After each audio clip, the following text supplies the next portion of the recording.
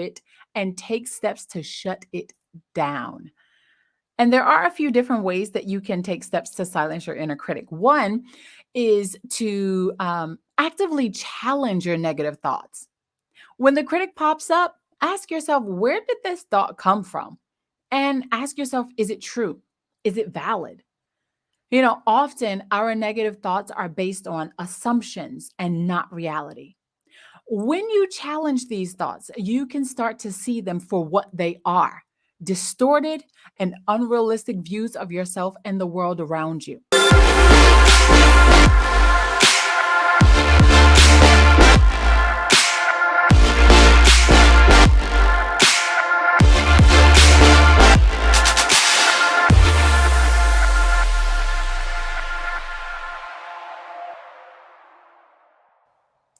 Hey, Entreleaders. Happy Wednesday, and welcome to the 65th episode of the Leaders Lab podcast.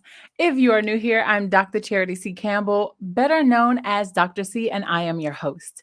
I'm a doctor of management, a world-class millennial global leader, an academic professional, and a multi-passionate entrepreneur.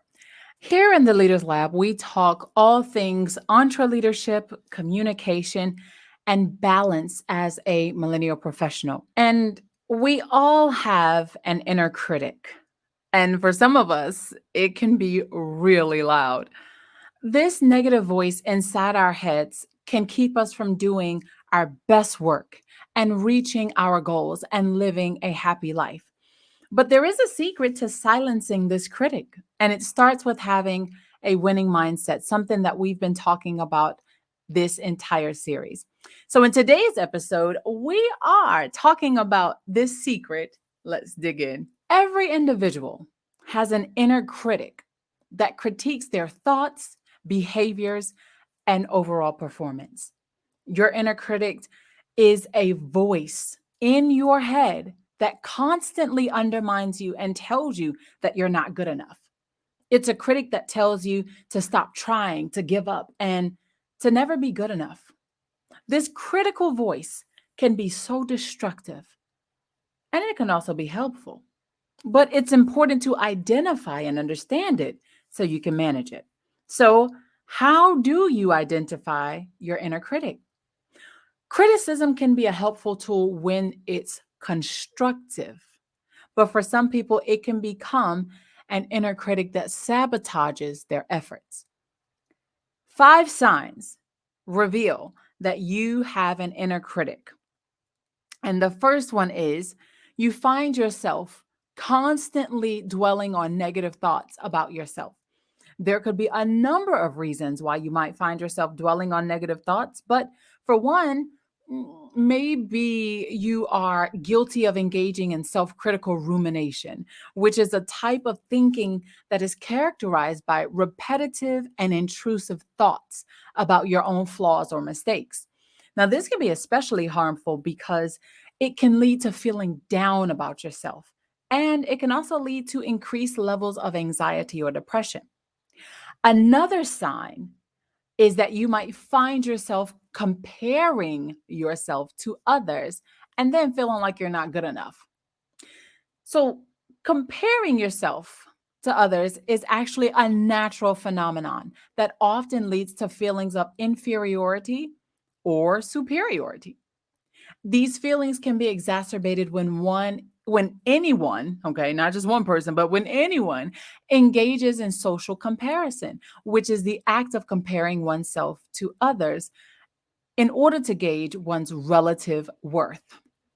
While social comparison can be motivating, it can also lead to negative emotions such as anxiety, depression, when you perceive that you are inferior to your peers. So that's the second sign, okay?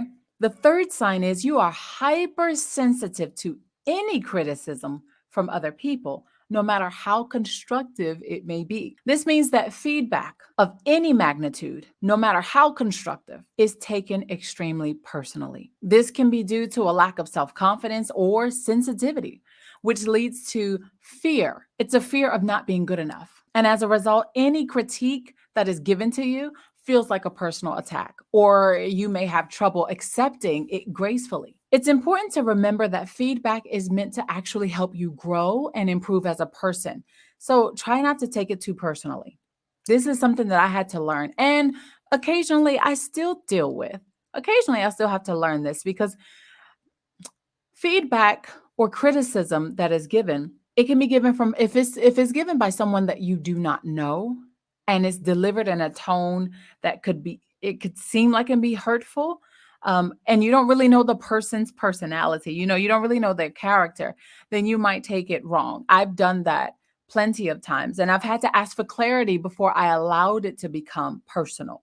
I would say, okay, well, because I'm not too familiar with you, or I'm not too familiar with the company or with the organization or with this team. I just want to clarify what you are saying at the moment.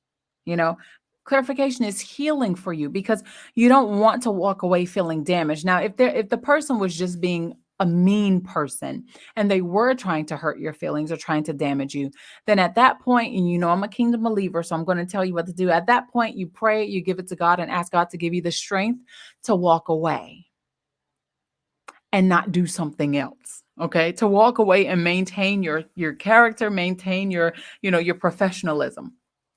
So that's another thing about criticism. Number 4, so that's hypersensitivity. Now, number 4 is that you have a lot of self-doubt and you are always questioning your abilities.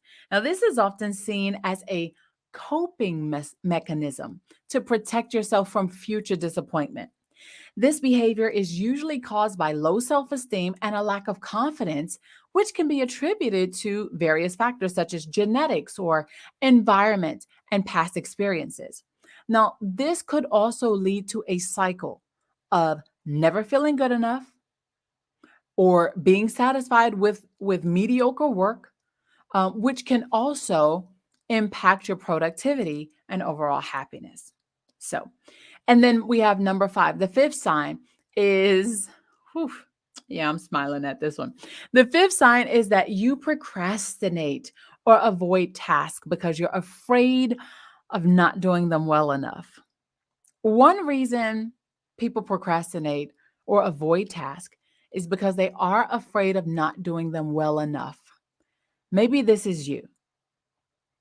And if I'm honest, this has been me on quite a few occasions. I've literally had people to ask me, when am I going to do my first masterclass? When am I going to create this online course? When am I going to do that? Why don't I have these various products, these online products out? And it's not that I don't think I'm a good teacher. I mean, I teach for a living. I teach for a profession, not for a living, but I teach for a profession. And it's not that I'm not creative or have great ideas or anything like that. It's just simply sometimes we allow procrastination to become the comforting excuse for our feeling of inadequacy. And this is the season to stop doing that. I'm not just saying that, telling you about me. I'm saying it for you too. I'm saying it for you too. Due to a fear of failure or a fear of judgment from others, or simply a fear of not being able to do the task well, you may have been or are procrastinating on important tasks or avoid them altogether. And this has negative consequences such as decreased productivity, increased stress levels, missed deadlines, missed opportunities. Stop. Stop. Okay? Just 4-letter word, stop. If you identify with any of these signs, any of the 5 signs, then you have an inner critic that is holding you back. But don't worry, there's still time to change. These signs are evidence of negative self-talk, and you can replace this negative self-talk with a more positive and empowering mindset. Negative self-talk is a habit of thinking that can be detrimental to our mental health. It can be difficult to break, but it is not impossible. It can involve constantly putting ourselves down, expecting the worst, and catastrophizing. Over time, this type of thinking can lead to depression, anxiety, and other mental health issues. And one way to combat negative self talk is to start replacing these thoughts with positive ones. First, become aware of the thoughts that you have and how you feel about yourself. And then replace the negative thoughts with encouraging ones.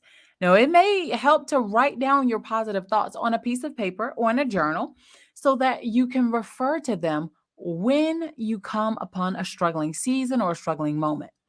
Also, be patient and gentle with yourself as you work through this process. And here are some affirmations, some positive affirmations to get you started. Repeat after me. I am capable and I can do this. I am worthy of love and respect. I am enough. I am doing my best. I am in control of my own happiness.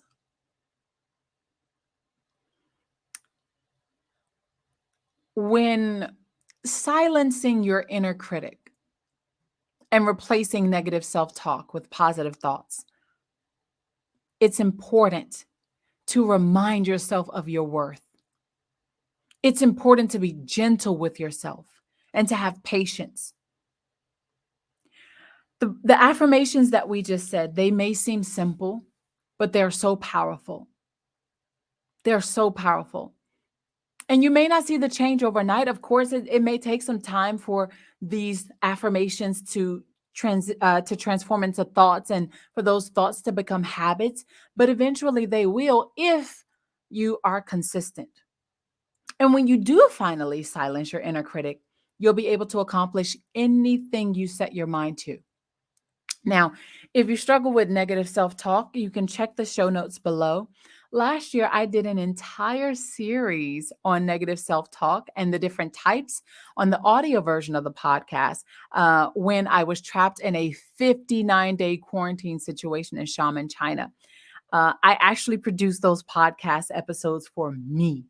And I actually, you know what? Because this was before I started doing the video version of the podcast, I think that I am going to do video version of the series for my Motivation Monday Let's Talk, because I've already went over them with the audio version of the podcast. So I think I'm going to take it to my Motivation Monday series. So if you're listening to the audio version of this, be sure to go over to YouTube and subscribe to my YouTube channel so you don't miss out on this powerful series. Okay. So now that you've identified your inner critic, it is important to take steps to silence it. And this means that you need to be proactive in your approach. Don't wait for the inner critic to show up. Instead, be prepared for it and take steps to shut it down. And there are a few different ways that you can take steps to silence your inner critic. One is to actively challenge your negative thoughts. When the critic pops up, ask yourself, where did this thought come from? And ask yourself, is it true? Is it valid? You know, often our negative thoughts are based on assumptions and not reality. When you challenge these thoughts, you can start to see them for what they are: distorted and unrealistic views of yourself and the world around you.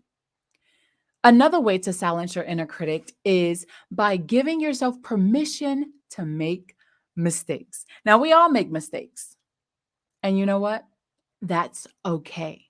In fact, mistakes are a part of life, and they can actually be helpful in learning and growing. Often, I tell my students and my clients that mistakes are a necessary part of our journey together.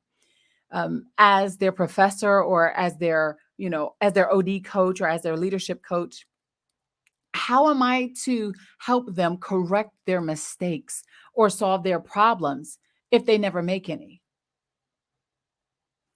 How? I won't know what problem to solve. I won't know what issue they're having or what mistakes they're making if they don't allow themselves to make mistakes. So the bottom line is this: it's okay to make mistakes. When you do, remind yourself it's okay.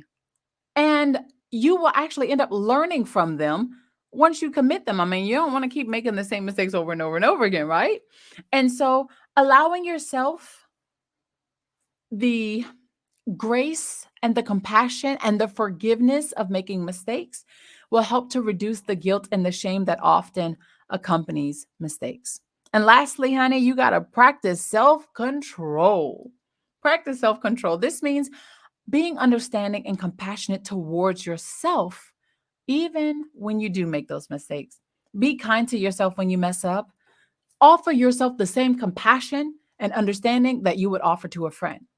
This will help to soothe the inner critic and reduce that negative self-talk. Now, additionally, you can also practice mindfulness, which is the act of being in the present moment and paying attention to your thoughts and feelings without judgment. This can help you to become more aware of your inner critic and how it is impacting your life. So these are just a few ways that you can begin to silence your inner critic. Negative self-talk. Again, I'm so serious. You guys should check out that series. I really like it. And actually, I think for the next series that I do, I think I'm going to, on my Motivation Monday, I think I am going to do the negative self-talk one because it can be so damaging. Negative self-talk can be so damaging, both mentally and emotionally. And it can hold you back from reaching your fullest potential and achieving your goals. But the secret to silencing this voice starts with having a winning mindset. And there are a few different factors that influence your winning mindset, including actively challenging your negative thoughts, giving yourself permission to make mistakes, and practicing self-compassion. When you focus on cultivating a winning mindset, you begin to silence your inner critic and achieve anything you set your mind to. I want to thank you so much for tuning in to this very special episode of the Leaders Lab podcast, and also for rocking with me this entire series on winning mindset. I cannot express my gratitude enough for your support, and it really does make me smile. It makes my heart and my soul smile to know that you tune in every single week to learn from me and my very special guests when I have them. I do hope that you find our content valuable and that it helps you in your journey to becoming a better leader. And if you haven't done so already, please subscribe to the Leaders Lab podcast, download today's episode, rate, comment, and share so we can continue reaching millennial entreleaders all across the globe. I also invite you to connect with me everywhere on social media with the handle at DrCharityTV. And on Facebook, it is at DrCharityTV page. Also, if you have any questions, or maybe you would like to be a guest on the Leaders Lab podcast, then you can send me an email at theleaderslab@drcharitytv.com, and someone will respond in a timely manner. Thanks so much for tuning in, and I'll see you guys next week in the lab.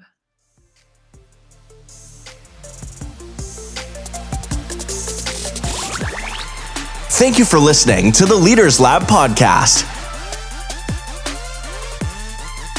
Visit our website at www.drcharitytv.com.